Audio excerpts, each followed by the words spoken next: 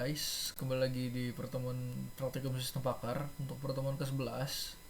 Jadi untuk pembelajaran kali ini kita akan melanjutkan eksplorasi dalam pengolahan data menggunakan Python.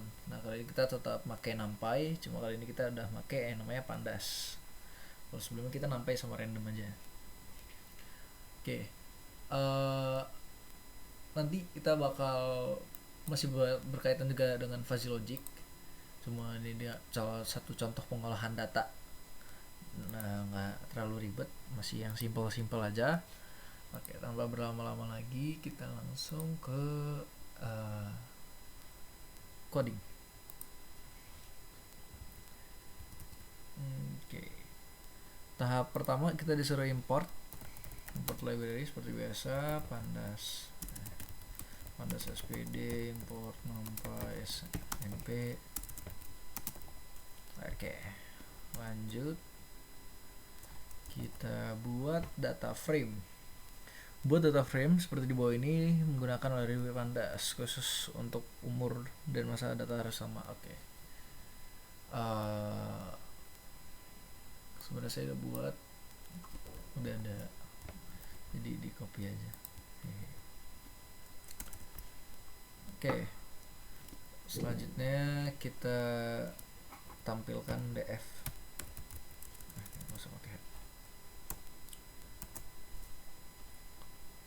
Oke, kita udah punya data frame. Di sini ada karyawan, umur, dan juga masa kerja. Karyawan kita ini total ada 10 record. Jadi ya gitu. Lanjut ke tahap selanjutnya, yaitu tambah kolom pada data frame di atas, yaitu kolom gaji dan isi datanya sesuai masa kerja. Oke, kita disuruh menambahkan kolom baru, yaitu kolom gaji, dimana kolom gajinya itu isinya dari 1, 2, 3. Oke, 2 juta dikali masa kerjanya. Oke, kita langsung buat aja. Di sini kita buat df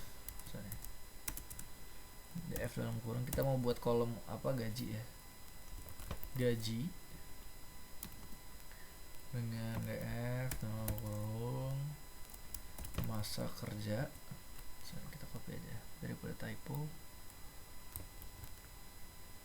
Pastiin ininya harus sesuai sama kolom sebelumnya ya. Masa kerja bulan, kemudian dikalikan dengan 2.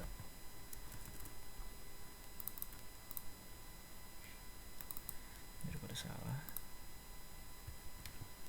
Oke, ini ada 1, 2, 3, 4, 5, 6. Oke, 2 juta ya. Dan kemudian kita print lagi df-nya, dan hasilnya seperti ini. 6 dikali 2 juta, 12 juta, 17 kali 2 juta, 34 juta, dan seterusnya. Lanjut kita ke perintah ketiga. Tambah kolom baru pada data frame di atas, yaitu kolom NIP, dan isi datanya sesuai berdasarkan kewarganegaraan, tahun lahir, dan huruf awal. Oke, sebentar. Kita disuruh buat NIP. Oke, kita buat function aja di sini, generate NIP ya.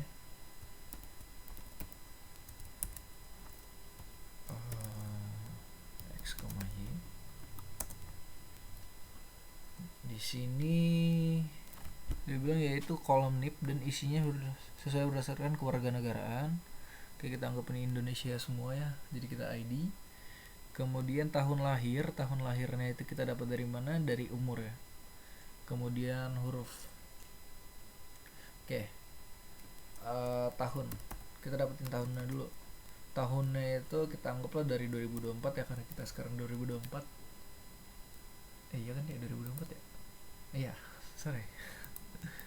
2024, kemudian dikurangkan dengan integer x. Nanti x nya ini kita isi dengan umur ya.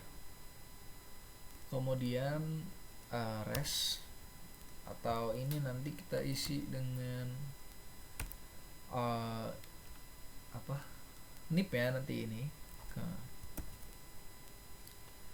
isinya itu ID ini buat kewarganegaraan, kemudian tahun lahirnya kita isi dengan tahun, melanjutkan dengan huruf awal pertama nanti kita isi dengan Y ya. Y nya itu nanti kita pakai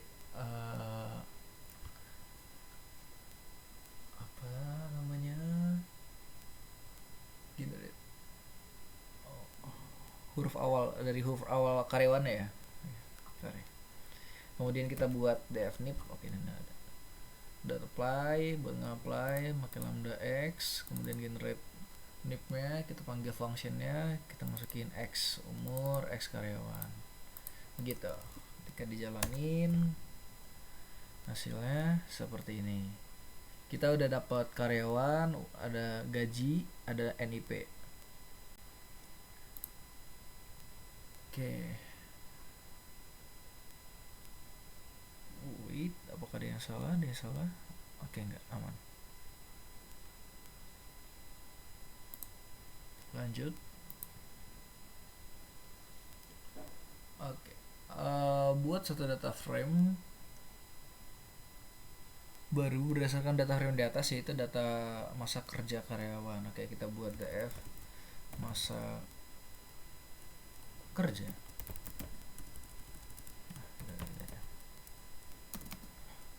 Oke, df masa kerja, yaitu df masa kerja karyawan dengan hanya menggunakan data kolom nip yang tadi dibuat, kemudian sebagai kolom 0. Oke, dan data masa kerja. Oke. Yang pertama kita copy dulu aja np.array dalam kurung df, kemudian df masa kerja sama dengan kita buat df masa kerja, kita mau ngambil yang terakhir, kita buat min 1 aja ya, sama aja sih. Oke, kalau udah kita udah dapat nih NIP sama si tadi apa yang ditanya,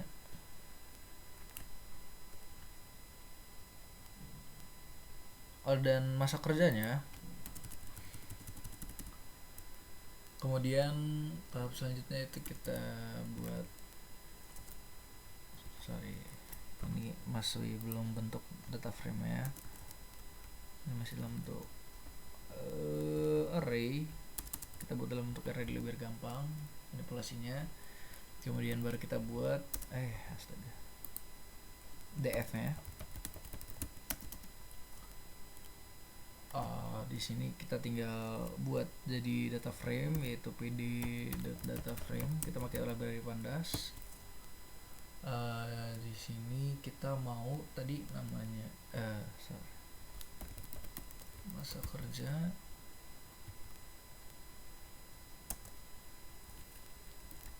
kita print aja.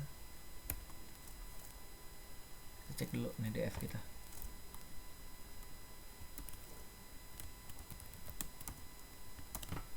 Kita cek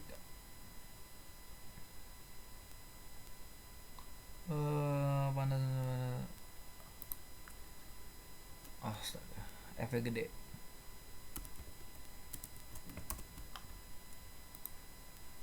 Oke, kita udah dapat sesuai perintah, yaitu buat data frame, terus kolomnya itu 0 sama 1, isinya itu dari NIP, terus ya betul, udah selesai. Sama masa kerja sebagai kolom 1. Kita cek lagi datanya, kita cross check 1994A sama dengan 6, 1976V sama 17. Oke, udah sama semua ya. Langkah terakhir kita tampilkan yang 1985. Oke.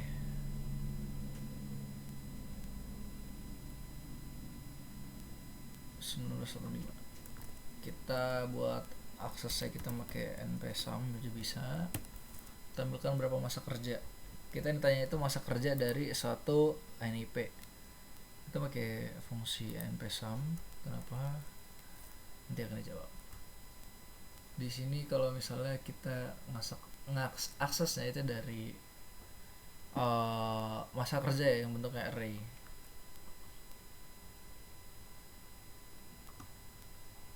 Dia di 1985.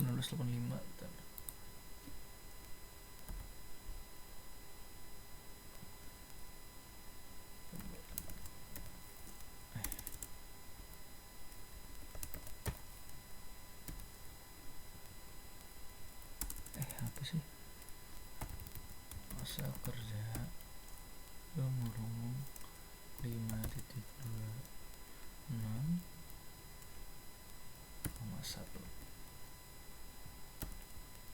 Kita kasih eksis sama dengan 0.